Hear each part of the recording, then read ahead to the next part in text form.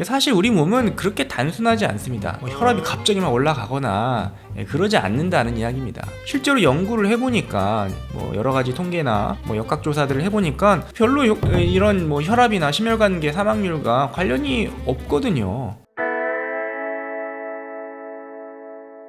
네, 안녕하세요. 약드라이브의 칼로리입니다. 자, 오늘은 건강 뉴스 하나를 좀 살펴보는 시간을 갖도록 하겠습니다.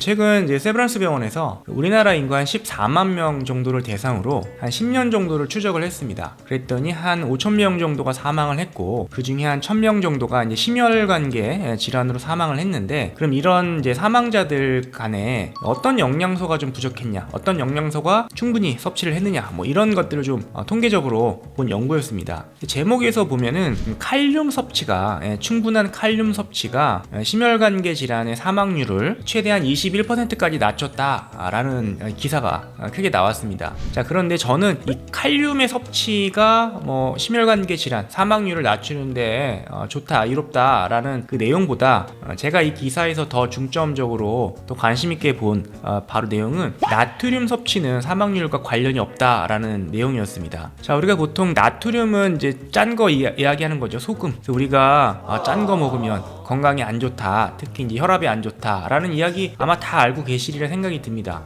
그래서 아마 저염식, 짜게 먹지 않은 식습관을 유지하시는 분들이 굉장히 많으실 거고요. 또 짜게 먹는 거에 대한 굉장히 좀 고민과 좀 거부감이 있으시리라 생각이 듭니다.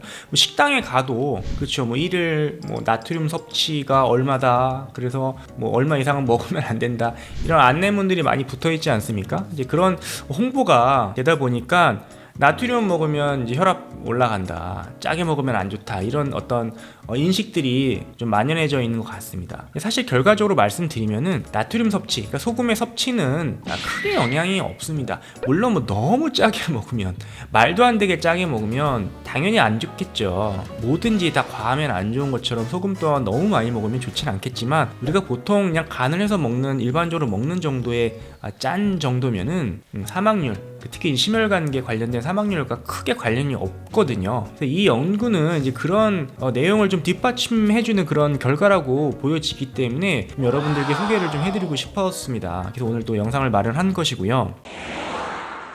이거 보통 이제 소금 하면 이제 배추 절일 때 소금을 치죠. 그러면은 거기 안에 있는 수분이 빠져나와서 배추가 이제 쪼그라듭니다. 그렇죠? 절인 배추가 되는데, 이게 우리가 소금을, 나트륨을 많이 먹으면 우리 몸에 이제 혈관이나 이런 것도 쪼그라들어서 그렇죠? 혈압이 높아지고 이런 이제 연상작용을 하게 된다는 거죠. 사실 우리 몸은 그렇게 단순하지 않습니다. 소금을 어느 정도 먹는다고 해서 혈압이 갑자기 막 올라가거나 그러지 않는다는 이야기입니다. 실제로 연구를 해보니까 여러 가지 통계나 역학조사들을 해보니까 별로 이런 혈압이나 심혈관계 사망률과 관련이 없거든요. 이게 몇 g을 꼭 먹어야 된다, 어디까진 괜찮고 어디까지는 안 좋다, 이렇게 이야기하긴 좀 어렵습니다. 사람마다도 좀 다를 것이고요. 하지만 우리가 지금 알려져 있는 그런 권장 기준은 너무 낮다는 것이고요. 그거보다 훨씬 더 많이 먹어도 크게 문제가 없다는 겁니다. 즉, 저염식을 하시는 분들, 그 소금 섭취에 대해서 굉장히 예민하신 분들, 굳이 그럴 필요가 없다는 이야기를 좀 드리고 싶은 겁니다. 약국에서도 이게 복약 안내를 하다 보면은 저염식 하시는 분들이 굉장히 많거든요. 건강을 생각해서 내 건강을 위해서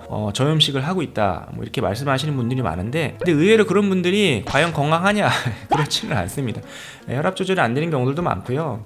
여러 가지 다양한 또 질환들을 갖고 계시는 분들도 계시거든요. 예를 들면 우리가 너무 저염식을 하게 되면은 이제 소화장애가 생깁니다. 그러니까 위산이 충분히 나오지 않는 그런 문제가 발생하기 때문에 소화가 잘 안 되기도 하고요. 위산이 잘 나와야 여러 가지 영양소들을 분해해서 또 흡수하는 데 도움이 되는데, 또 그런 작용이 안 되기 때문에 또 다양한 여러 가지 빈혈, 골다공증, 칼슘의 어떤 그런 대사에도 문제가 생길 수도 있고요. 또 위산이 또 어떤 소장의 유해균들을 좀 죽이는 역할을 하는데, 그런 것도 안 되면은 유해균들이 소장에서 막 과증식하는 그런 상황이 발생하기도 하고요. 그렇게 되면 이것이 다양한 대사질환이나 면역질환에도 영향을 미칠 수 있기 때문에 단계적으로, 결론적으로 다 안 좋은 상황이 발생을 한다는 이야기입니다.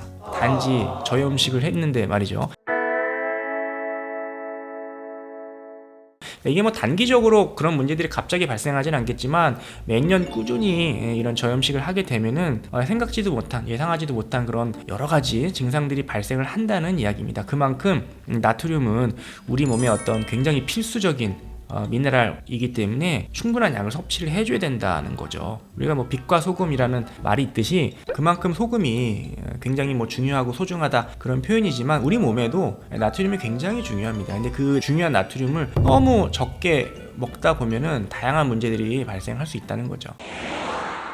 자, 그래서 오늘은 이제 저염식을 하고 계시는 분들께 드릴 수 있는 메시지라고 생각이 듭니다. 아무리 제가 얘기를 해도 잘 믿지 않으시거든요. 왜냐면은 기존에 이런 나트륨 섭취가, 소금 섭취가 건강에 안 좋다라는 인식이 너무 팽배해지고 만연해져 있다 보니까 뭐 일개 약사가 하는 얘기 잘 그쵸, 뭐 안 믿으실 수 있죠. 물론 이해는 합니다만 이제 이런 연구들이 굉장히 대규모, 그러니까 이게 뭐 몇백 명, 몇십 명 가지고 한 연구가 아니지 않습니까? 그렇기 때문에 굉장히 대규모 집단에 뭐 몇만 명, 몇십만 명 정도의 규모의 연구들이 의미가 있다는 거죠. 그래서 오늘 이런 그 연구 결과를 저염식을 하시는 분들, 물론 너무 짜게 드시는 거 좋지 않지만은 그래서 그런 분들께 너무 예민하게 반응하실 필요 없다. 적당한 소금 좋다, 꼭 필요하다라는 얘기를 좀 드리고 싶었습니다.